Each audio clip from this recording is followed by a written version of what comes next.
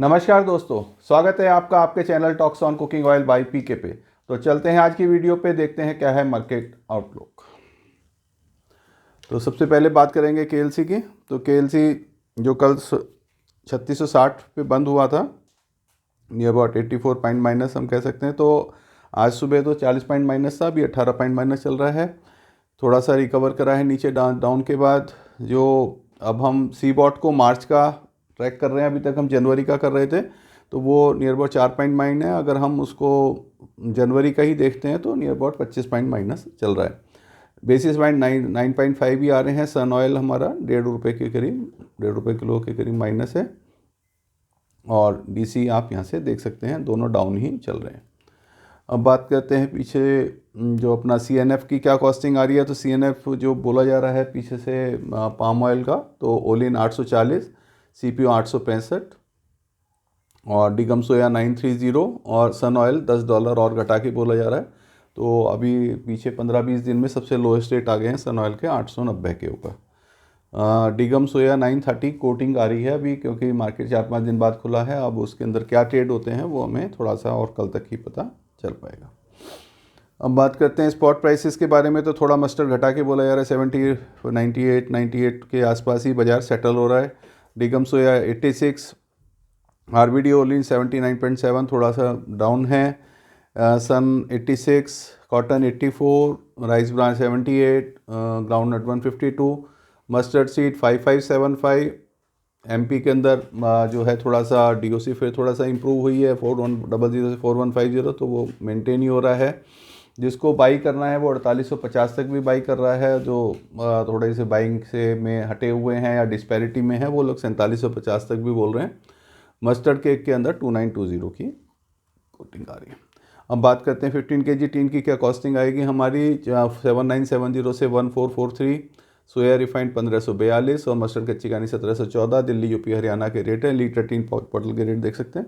इसमें ₹2 किलो का हमने डिपो खर्चा और मार्जिन लिया हुआ है। अगर हम डिपो के थ्रू लिफ्टिंग करते हैं, अगर हम डायरेक्ट लिफ्टिंग करें तो ये ₹2 किलो कम हो जाएगा। इसमें आपको 1413 ही पड़ेगा। अब बात करते हैं पीछे जो हमारे सीएनएफ कॉस्टिंग आ रही है वो क्या रेट आ रहा है और यहाँ पे क्या बिक रहा है। तो हमारी जो सीएनएफ ओलिन की कॉस्ट आ रही है 81, 88 आ रही है, दोनों सीपीओ में भी ओलिन में भी। और ये 79.70, ₹2 किलो डिस्पैरिटी से पाम ऑयल बिक रहा है।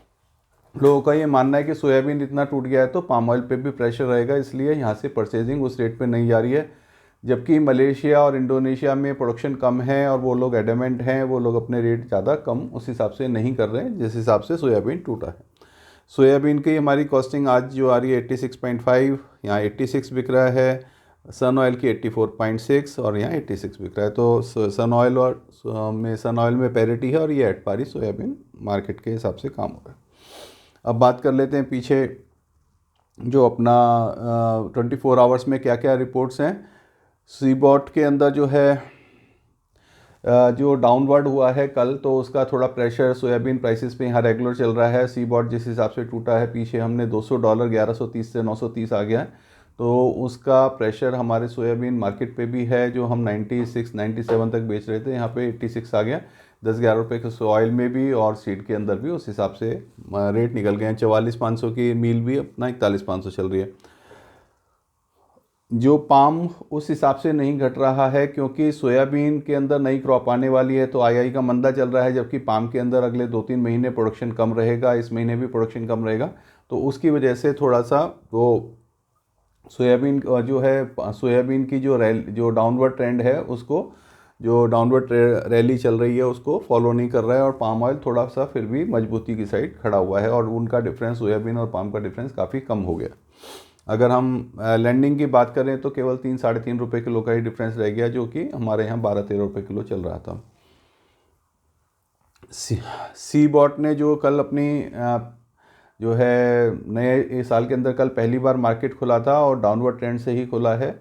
और क्योंकि ब्राज़ील अर्जेंटीना की जो रिपोर्ट्स आ रही हैं काफ़ी अच्छी आ रही हैं, दोनों जगह बारिश काफ़ी अच्छी हो गई है और क्रॉप की कंडीशन थोड़ी इम्प्रूव्ड है। अर्जेंटीना में तो जो 250 लाख टन था उसकी जगह 500 लाख टन आ रहा है और वही ब्राज़ील के अंदर भी जो 1560-70 लाख टन था उसको 1520 लाख टन के करीब बोल रहे हैं। अब जो ब्राज़ील का रिसर्च एजेंसी है ये पहले 1630 लाख टन तक बोल रहे थे, अब इन्होंने घटा के एस्टीमेट को 1530 लाख टन करा है। लेकिन जो अर्जेंटीना है जो 250 लाख टन थी लास्ट ईयर, वो 500 लाख टन जा रही है, तो वो उसको कंपनसेट कर लेगा।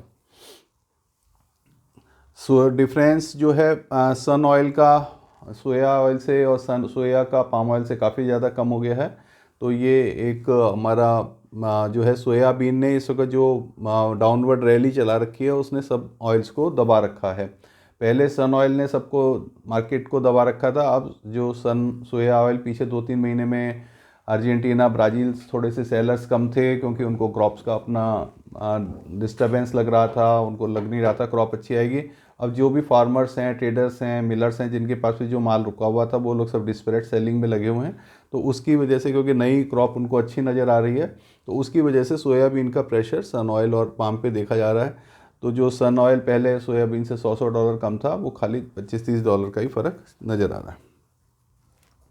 हाँ, एक हमारे जो है सब्सक्राइबर थे, उन्होंने एक क्वेश्चन करा था कि रेड सी के अंदर जो यहूदियों ने आक्रमण किया हुआ है तो उसकी वजह से क्या फ्रेट बढ़ जाएंगे और माल में महंगा हो जाएगा। तो थोड़ा सा मैंने उस पर स्टडी करा है, तो वो मैं थोड़ा समझाना चाहूँगा कि इसको कैसे हम देखते हैं।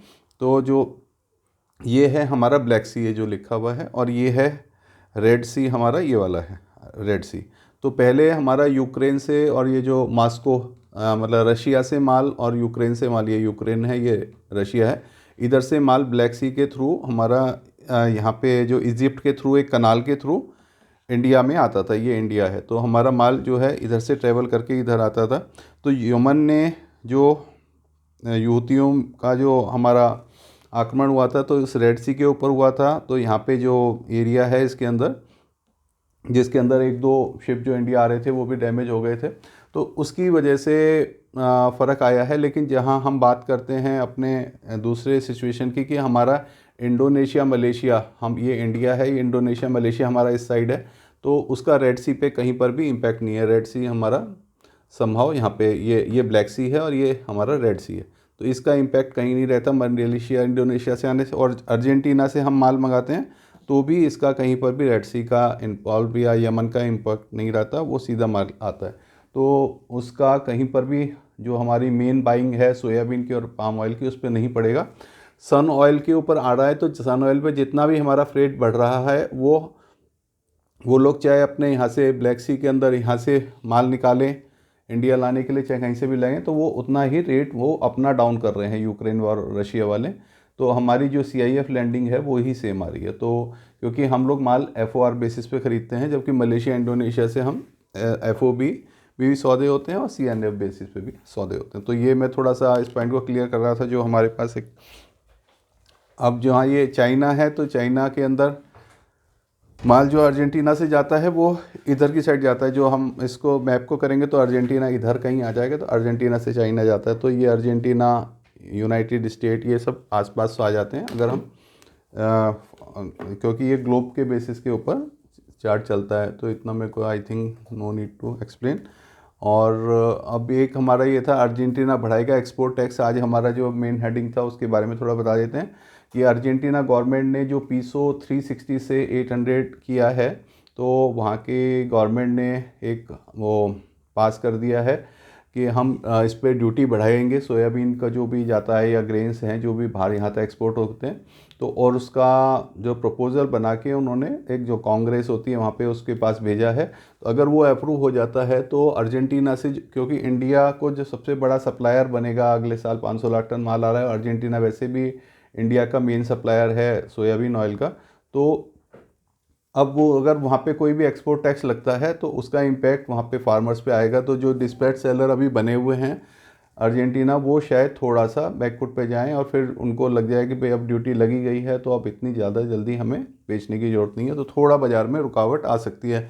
मैं अभी भी ये नहीं कहूँगा कि बहुत कोई हमें बाज़ार के अंदर तेज़ी नज़र आ रही है इस एक्सपोर्ट टैक्स की वजह से, लेकिन एक इम्पैक्ट आ सकता है। अगर एक्सपोर्ट टैक्स लग जाता है तो वो हमारा 2-4-5 दिन के अंदर मेरे ख्याल से पोजीशन क्लियर हो जानी चाहिए, तो क्योंकि प्रपोज़ल जा चुका है वहाँ से। अब बात हमारी अराइवल की रही, तो अराइवल हमारी 2,70,000 बोरी है, मस्टर्ड की 2,85,000 बोरी है। जहाँ तक ओपिनियन का सवाल है, थोड़ा सा मार्केट रुक रहा है।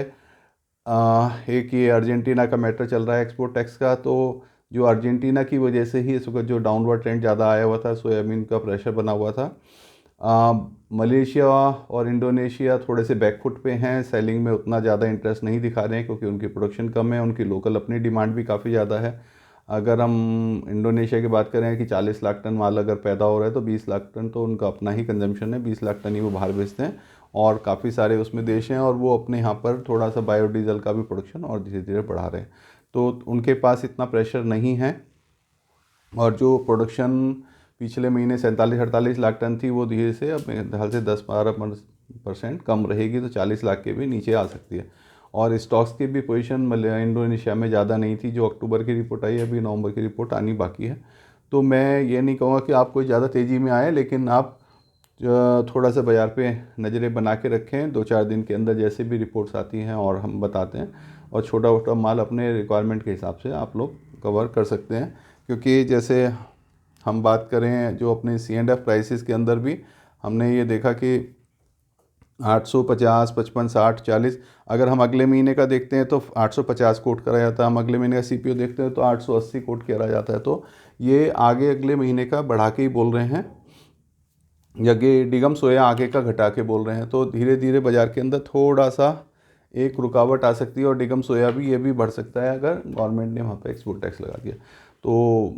तो आपने जो मेरे पास नॉलेज थी वो मैंने आपको बता दिया है, आपको अच्छी लगी होगी।